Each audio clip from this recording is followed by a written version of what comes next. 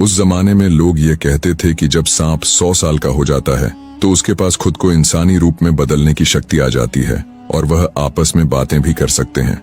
दोनों सांप भी पुराने महल से उस बारात के पीछे पीछे आए और उस शीशम के वृक्ष पर बैठकर आपस में बातें कर रहे थे। नाग ने नागिन से कहा, क्या तुमने देखी ये बारात? उसने कहा कि हाँ, मैंने देखी। नाग कहा कि ये बारात नकली है। तब नागिन बोली, कैसे एक दूल्हा नकली हो सकता है?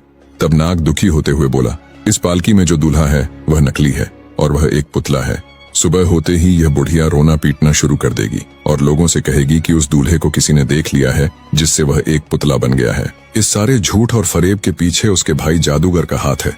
फिर इस सारे खेल से उनको निजात मिल जाएगी और वह राजा इसको हकीकत समझेगा। फिर उस राजा को बहुत बड़ा सदमा लगेगा और उसकी जान चली जाएगी। तब आश्चर्य से नागिन बोली, क्या उस राजा ने अपने बेटे को नहीं देखा? तब दुखी होकर नाग बोला, यही तो इन सब की मक्कारी है। राजा को इस बात का पता ही नहीं है कि उसके हाथों कोई बेटा पैदा ही नहीं हुआ, कोई संतान उसकी है ही नहीं। नागिन को उस राजा पर बहुत तरस आया और बोली, क्या इन मक्कारियों को रोका नहीं जा सकता? उस राजा की जान तो मुफ्त में ही चली जाएगी। तब नाग थोड़ी देर सोचने के बाद बोला, इस आदमी की जान बच सकती है अगर मैं 14 साल का लड़का बनकर इस पालकी में बैठ जाऊं और दूल्हा बनकर शादी में जाऊं। तब नागिन बोली, बुढ़िया जब तुम्हें देखेगी तो वह कैसे मानेगी? तब नाग बोला, बुढ़िया तो पहले ही बहुत सारी मक्कारी फैला चुकी है। जब वह एक जिंदा लड़के को देखेगी तो हैरान हो जाएगी। अगर वह कहेगी कि तुम कौन हो तो मैं कह दूंगा, अगर तुम सच्ची हो तो असल वाले दक्ष को पैदा करो, बताओ कि वह कहाँ है। तब नागिन बोली, वह सब ठीक है मगर तुम उसके बाद क्या करोगे? तब नाग बोला, मैं दूल्हा बनकर उस आदमी की बहू को वहां ले जाऊंगा, फिर किसी भी तरीके से 1 हफ्ते के बाद तुम्हारे पास आ जाऊंगा। नागिन को इस आदमी से हमदर्दी तो हो गई मगर वह बोली, मैं तुम्हें सिर्फ एक शर्त पर जाने दूंगी, तुम्हें 1 हफ्ते तक मेरे पास वापस आना होगा। तब नाग ने कहा, ठीक है, मैं जरूर आऊंगा। फिर उस नाग ने अपना चेहरा बदला और वह एक 14 साल का खूबसूरत लड़का बनकर पालकी में बैठ गया। उस पुतले को झाड़ियों में फेंक दिया। बुढ़िया सुबह होते ही अपने कुटिया से निकलकर अपनी मक्कारी का अंजाम देने वाली थी। उसने जैसे पालकी का पर्दा उठाया तो सामने पुतले की जगह एक जिंदा और खूबसूरत लड़का नजर आया। उसे देखकर वह एकदम हैरान रह गई और बोली, तुम कौन हो? तब नाग मुस्कुराकर बोला, क्या तुम नहीं जानती? मैं इस बारात का दूल्हा हूँ। तुम्हें इससे क्या गरज कि तुम बगैर दूल्हा के बारात लेकर जा रही थी? अब तुम भगवान का शुक्र मनाओ कि तुम्हें एक जिंदा सही सलामत दूल्हा मिल गया। फिर कुछ सोचने के बाद बुढ़िया सोची, चलो मेरी बात बनी रहेगी, इसी को दूल्हा बने रहने देती हूँ। फिर बारात उस गरीब लड़की के दरवाजे पर पहुंची और दोनों की विवाह अच्छे से संपन्न हुआ। उस विधवा औरत ने अपनी हैसियत के मुताबिक अपनी बेटी को कुछ कपड़े और तोहफे दिए। इसी ठाठ बांट के साथ बारात वापस चली गई।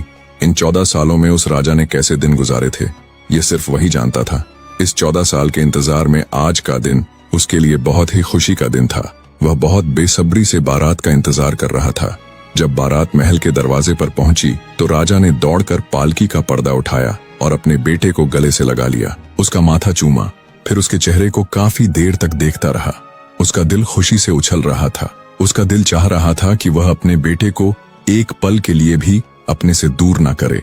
फिर राजा ने अपने बेटे और बहू को खुशी से स्वागत करते हुए महल के अंदर ले गया और फिर उसने घोषणा की, सारे राज्य में जश्न मनाया जाए। पूरे राज्य के लोगों ने खूब जमकर जश्न मनाया और उसके बेटे के लिए दुआ भी की। राजा ने अपने बेटे और बहू के लिए हर वो उपहार दी जिससे उनकी जिंदगी खुशियों से भर जाए। उसने अपने महल को इस कदर सजवाया कि देखने वाला देखता रह जाता। राजा ने अपनी बहू और बेटे के लिए बहुत सारे नौकर और दाई रखवा दी जिससे उनको कोई परेशानी ना हो। धीरे धीरे कुछ समय बीते।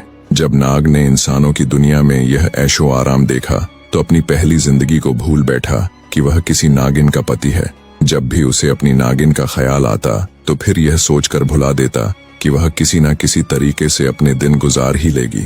उधर दूसरी तरफ नागिन अपने नाग का इंतजार करते करते थक गई।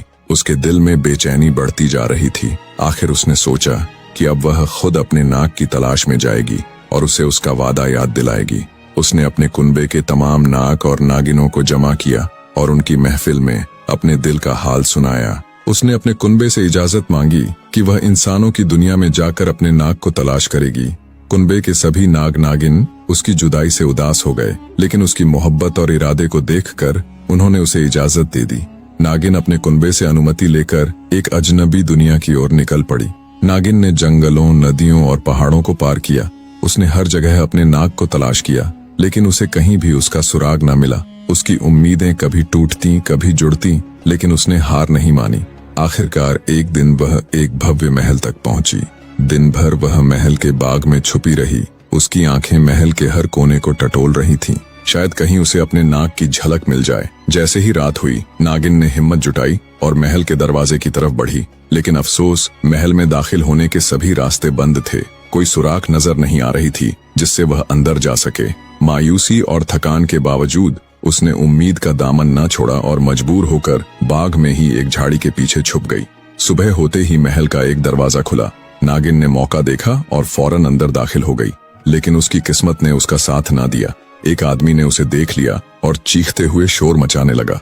उसकी आवाज सुनते ही महल के कई सैनिक वहां दौड़ पड़े। चारों तरफ अफरा तफरी मच गई। नागिन को घेर लिया गया। खुद को घिरा देखकर नागिन को गुस्सा आ गया। उसने अपने बचाव में 2 सैनिकों को डंस लिया, लेकिन अकेले इतने सारे लोगों का सामना करना उसके लिए मुश्किल था। आखिरकार बेचारी नागिन को काबू में कर लिया गया और तभी एक सैनिक ने उसके मुंह को कुचल दिया। इसी दौरान राजकुमार दक्ष अपने कमरे से बाहर निकला और शोर शराबा सुनकर उसने गुस्से से पूछा, क्या तमाशा लगा रखा है? तब एक सैनिक ने हाथ जोड़कर बताया, छोटे सरकार, एक सांप बाग से निकलकर महल में दाखिल हो गया था। उसने 2 सैनिकों को डंस लिया, जिससे उनकी मृत्यु हो गई है, लेकिन बाकी सैनिकों ने मिलकर उसका मुंह कुचल कर मार दिया है। सैनिक की यह बातें सुनकर दक्ष दौड़कर उस मरी हुई नागिन के पास पहुंचा।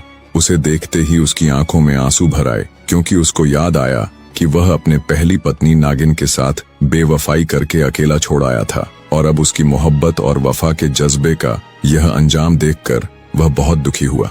बहुत देर तक वह नागिन की लाश के पास बैठकर फूट फूट कर रोता रहा। तभी उसकी इंसानी पत्नी और राजा ने उसकी इस हालत की वजह पूछी, लेकिन दक्ष ने उन्हें कुछ न बताया।